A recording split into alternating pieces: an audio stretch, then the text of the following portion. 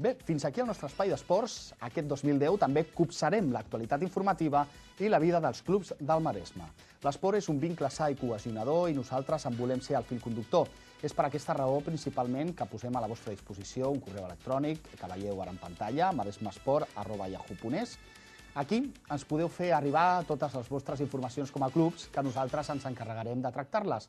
Així mateix, si voleu participar directament al programa amb la vostra més personal opinió, ho podeu fer a través del grup de Facebook, Maresme Esport Tot Junt, en el qual ja comptem en uns mesos de vida, un parell de mesos, amb 220 membres.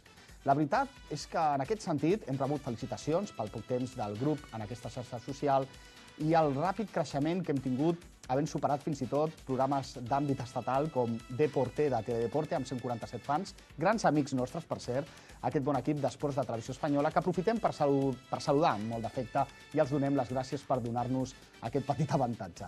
D'altra banda, cal dir que ara també ens podeu mirar per mitjà del portal www.ytv.tv, on disposeu d'un format de Maresme Esport a la carta i no cal oblidar que també podeu, com sempre, enviar-nos les vostres propostes informatives pel correu tradicional a Canal Català Maresme, carrer Joan Prim, número 4 de Premià de Mar.